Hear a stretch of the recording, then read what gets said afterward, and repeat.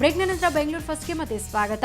ಬೆಂಗಳೂರಿನ GKVK ground ಇವತ್ತು ಸಂಪೂರ್ಣ ತ್ರಿವರ್ಣಮಯವಾಗಿ ಬದಲಾಗಿತ್ತು. ಅಲ್ಲಿ ಹೆಲಿಕಾಪ್ಟರ್ನಿಂದ ಪುಷ್ಪಾರ್ಚನೆಯೂ ನಡೆಯಿತು. ಗಿನ್ನಿಸ್ ದಾಖಲೆಗಾಗಿ ವಿಭಿನ್ನ ಪ್ರಯತ್ನ ಅದಾಗಿತ್ತು.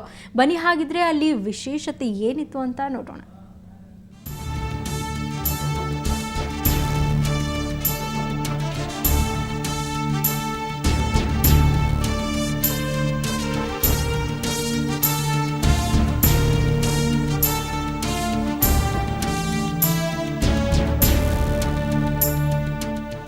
ಬೆಂಗಳೂರಿನ ಜಿಕೆವಿಕೆ ಗ್ರೌಂಡ್ನಲ್ಲಿಂದು ಪ್ರಪಂಚದ ಅತಿ ದೊಡ್ಡ ಭಾರತ ಧ್ವಜವನ್ನ ಅನಾವರಣಗೊಳಿಸಲಾಯಿತು. ಕಾವೇರಿ ಕಾಲೇಜು ಮತ್ತು ಅಮ್ಮ ಫೌಂಡೇಶನ್ ಸಹಯೋಗದಲ್ಲಿ ತಯಾರಾಗಿರುವ ಈ ಧ್ವಜವು 3.5 ಕಿಲೋಮೀಟರ್ ಉದ್ದವಿದೆ. 1,35,000 ಚದುರ ಮೀಟರ್ ವಿಸ್ತೀರ್ಣ ಹೊಂದಿದೆ. ಕಾವೇರಿ ಕಾಲೇಜಿನ ಚರಿತ್ರೆ ಶಿಕ್ಷಕರಾದ ರೋಹಿತ್ ಅವರ ಕನಸಿನ ಕೂಸಾಗಿದ್ದ ನಮ್ಮ ದೇಶದ ಹೆಮ್ಮೆಯ ಧ್ವಜವನ್ನ ಇಂದು ಲೋಕಾರ್ಪಣೆ ಮಾಡಲಾಯಿತು.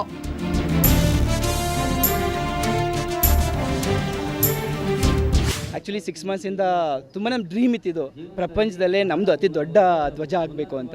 Actually we did it. I feel really so proud of it. ಅಂದಹಾಗೆ ಈ ದೈತ್ಯ ಧ್ವಜ ನೂರಾರು ಮಂದಿಯ 6 ತಿಂಗಳ ಪರಿಶ್ರಮ. ಈ ಆನಂದ ಕ್ಷಣವನ್ನ ಕಣ್ತುಂಬಿಕೊಳ್ಳಲು ಸಾವಿರಾರು ವಿದ್ಯಾರ್ಥಿಗಳು ಕುತೂಹಲದಿಂದ ಕಾಯ್ತಾ ಇದ್ರು. ಜೊತೆಗೆ ಒಬ್ಬ ಚರಿತ್ರೆಯ ವಿಷಯವನ್ನ ಬೋಧಿಸುವ ಶಿಕ್ಷಕ ಮಾಡಿದ ಸಾಧನೆಗೆ ಹ್ಯಾಟ್ಸ್ ಆಫ್ ಹೇಳಿದ್ರು. ಅದನ್ನ ಹೇಳಕ್ಕಾಗಲ್ಲ. It is just to be felt. ನಾವು ಅದನ್ನು ಅನುಭವಿಸ್ತಾ ಇದ್ದೀವಿ. ನಾವು ಬೆಳಿಗ್ಗೆ ಕಾಲೇಜಿಂದ ಇಲ್ಲಿ ತನಕ ಮಾರ್ಚ್ ಮಾಡ್ಕೊಂಡು ಬಂದಿದ್ದೀವಿ. ಜಿಕೆವಿಕೆ ಇಡೀ ಕಾಲೇಜ್ ಮಕ್ಕಳ ಜೊತೆ ಇಲ್ಲಿ ತನಕ we have come in a procession. So ಆ ಫೀಲಿಂಗನ್ನು ಎಕ್ಸ್ಪ್ಲೇನ್ ಮಾಡೋಕ್ಕಾಗಲ್ಲ. ಇಟ್ ಇಸ್ ಜಸ್ಟ್ ಏನು ಹೇಳೋಕ್ಕಾಗಲ್ಲ. ತುಂಬ ಹೆಮ್ಮೆ ಅನಿಸ್ತಾ ಇದೆ that we are a part of this programme. ಒಟ್ಟಾರೆ ನಮ್ಮ ಬೆಂಗಳೂರಿಗರೊಬ್ಬರು ಈ ಸಾಧನೆ ಮಾಡಿರುವುದು ನಿಜಕ್ಕೂ ಹೆಮ್ಮೆಯ ವಿಷಯ. ಇದರೊಂದಿಗೆ ಗಿನ್ನಿಸ್ ದಾಖಲೆಯನ್ನು ಗಿಟ್ಟಿಸೋ ಆಶಯ ರೋಹಿತ್ರದ್ದು. ಅದು ನನಸಾಗ್ಲಿ ಅಂತ ನಾವೆಲ್ಲ ಹಾರೈಸೋಣ. ಬೆಂಗಳೂರಿನಿಂದ ಕ್ಯಾಮರಾ ಪರ್ಸನ್ ಅತೀಕ್ ಜೊತೆ ಪಿ ಮಧುಸೂದನ್, ಸುವರ್ಣ ನ್ಯೂಸ್. ಕನ್ನಡ ಉಳಿಸಿ ಬೆಳೆಸಿ ಅಂತ ಮಾತಾಡೋರೇ ಜಾಸ್ತಿ. ಆದರೆ ಕನ್ನಡದ ಏಳ್ಗೆಗಾಗಿ ಪ್ರಾಮಾಣಿಕವಾಗಿ ಶ್ರಮಿಸೋರು ಬೆರಳೆಣಿಕೆಯಷ್ಟು ಮಾತ್ರ.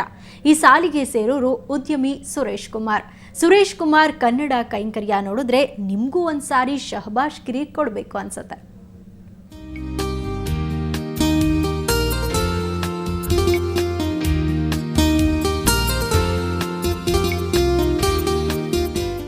ನೀವಿಲ್ಲಿ ನೋಡ್ತಿರೋದು ಸಹಕಾರ ನಗರದ ಸುವರ್ಣ ಕರ್ನಾಟಕ ಬಸ್ ನಿಲ್ದಾಣ. ಈ ನಿಲ್ದಾಣದ ತುಂಬ ಕನ್ನಡದ ಕಂಪು ಪಸರಿಸಿದೆ. ಜ್ಞಾನಪೀಠ ಪ್ರಶಸ್ತಿ ಪುರಸ್ಕೃತರು, ನಾಡಿನ ಪ್ರಸಿದ್ಧ ಸ್ಥಳಗಳು, ಕನ್ನಡ ವರ್ಣಮಾಲೆಗಳು, ಹೀಗೆ ಕನ್ನಡತನವನ್ನ ಬಿಂಬಿಸುವ ಸಾಲು ಸಾಲು ಪೋಸ್ಟರ್ಗಳು ರಾರಾಜಿಸುತ್ತಿವೆ. ಕನ್ನಡವೇ ಸತ್ಯ, ಕನ್ನಡವೇ ನಿತ್ಯ ಅನ್ನೋ ಮಾತು ಇಲ್ಲಿ ನಿಜವಾಗಿದೆ.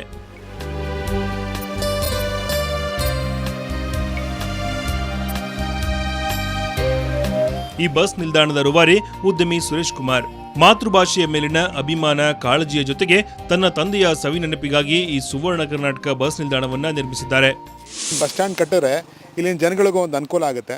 ಜನ ಬಂದವ್ರಿಗೂ ಕನ್ನಡ ಉಳಿಸಿ ಬೆಳೆಸೋಕ್ಕೆ ಅವ್ರಿಗೂ ಮನಸ್ಸಾಗಬೇಕು. ಹಾಗೆ ಒಂದು ಕನ್ನಡ ಪೇಪರ್ ಇಟ್ಟರೆ ದಿವಸ ಬಂದು ಅವ್ರ ಮನೇಲಿ ಓದೋಕ್ಕಾಗಲಿಲ್ಲ, ಬಸ್ಸಿಗೆ ಬಂದಾಗ ಅವರಲ್ಲಿ ಕೂತ್ಕೊಂಡು ಆ ಸಮಯ ವ್ಯರ್ಥ ಮಾಡೋ ಬದಲು ಅದೇ ಸಮಯದಲ್ಲಿ ಜ್ಞಾನಾರ್ಜನೆ ಮಾಡ್ಕೊಬೋದು.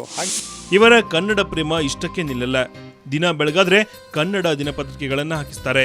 ನೂರಾರು ಮನೆಗಳಿಗೆ ಕನ್ನಡದ ಫಲಕಗಳನ್ನು ಕೊಟ್ಟು ಕನ್ನಡದ ಅಭಿವೃದ್ಧಿಗೆ ಶ್ರಮಿಸುತ್ತಿದ್ದಾರೆ.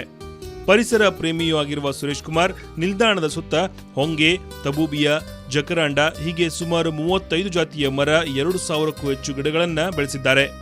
ಇವರ ಕಾರ್ಯಕ್ಕೆ ಚಿತ್ರನಟ ಶ್ರೀನಾಥ್ ಸಹ ತೆರೆದೋಗಿದ್ದಾರೆ.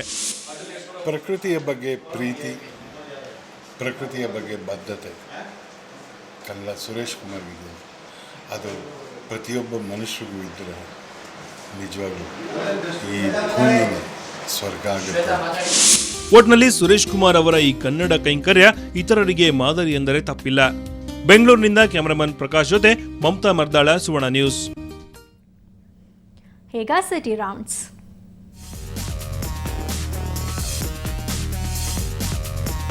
ಸರಾಯಪಾಳ್ಯದ ಲೇಡೀಸ್ ಹಾಸ್ಟೆಲ್ ಮೇಲಿಂದ ಬಿದ್ದು ಯುವತಿ ಸಾವು. ಜ್ಯೋತಿ ನರ್ಸಿಂಗ್ ಕಾಲೇಜಿನ ರಮ್ಯಾ ಮೃತ ವಿದ್ಯಾರ್ಥಿನಿ. ಹಾಸ್ಟೆಲ್ನ 4 ಹುಡುಗಿಯರು ರ್ಯಾಗಿಂಗ್ ಮಾಡಿ ಹಾಸ್ಟೆಲ್ ಮೇಲಿಂದ ತಳ್ಳಿದ್ದಾರೆ ಅನ್ನೋದು ಪೋಷಕರ ಆರೋಪ. ಈಜಿಪುರ ಸ್ಲಂ ಮನೆಗಳ ತೆರವಿಗೆ ಮುಂದಾದ ಬಿಬಿಎಂಪಿ ಅಧಿಕಾರಿಗಳು ಜೆಸಿಬಿಗಳ ಕಾರ್ಯಾಚರಣೆಗೆ ಅಡ್ಡಿಪಡಿಸಿ ಪ್ರತಿಭಟನೆ ನಡೆಸಿದ ಸ್ಥಳೀಯರು. ರೈತ ಮುಖಂಡ ಕೋಡಿಹಳ್ಳಿ ಚಂದ್ರಶೇಖರ್ ಪ್ರತಿಭಟನೆಯಲ್ಲಿ ಭಾಗಿ. ಅರಣ್ಯ ಘಟಕದ ಪೊಲೀಸರ ಕಾರ್ಯಾಚರಣೆ. ಆನೆದಂತಹ ವಿಗ್ರಹ ಮತ್ತು ಕಾಡಾನೆ ಕೊಂಬು ಮಾರ್ತಾ ಇದ್ದ ಒಬ್ಬನ ಬಂಧನ. ಇಂದಿರಾನಗರದಲ್ಲಿ ಪ್ರಾಚೀನ ವಸ್ತುಗಳ ಅಂಗಡಿಯಲ್ಲಿ ಅಕ್ರಮ ಮಾರಾಟ ಮಾಡುತ್ತಿದ್ದ ಮುಂಬೈ ಮೂಲದ ದೀಪಕ್ ಅರೆಸ್ಟ್. ಪದ್ಮನಾಭನಗರದಲ್ಲಿ ವಿಶ್ವ ಒಕ್ಕಲಿಗ ಮಹಾವೇದಿಕೆಯಿಂದ ದಿವಂಗತ ಬಾಲಗಂಗಾಧರನಾಥ ಸ್ವಾಮೀಜಿಗೆ ಶ್ರದ್ಧಾಂಜಲಿ.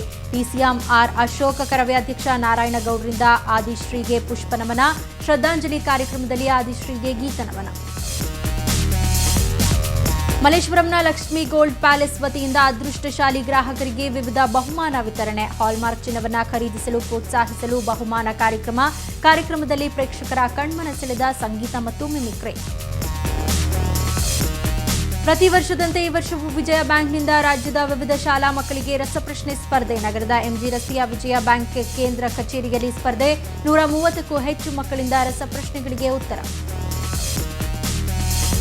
ಬೀದಿಯಲ್ಲಿರೋ ಪ್ರಾಣಿಗಳನ್ನು ಹಿಂಸಿಸಬೇಡಿ, ಪ್ರೀತಿಸಿ. ಎಂಜಿ ರೋಡ್ನಲ್ಲಿ ಪ್ರಾಣಿ ಪ್ರಿಯರಿಂದ ಬೀದಿ ನಾಯಿಗಳೊಂದಿಗೆ ಜಾಗೃತಿ ಜಾಥಾ. ನಾಯಿ, ಬೆಕ್ಕು, ಕತ್ತೆ ಸೇರಿದಂತೆ ಯಾವುದೇ ಬೀದಿ ಪ್ರಾಣಿಗಳಿಗೆ ತೊಂದರೆ ಮಾಡದಿರಲು ಮನವಿ.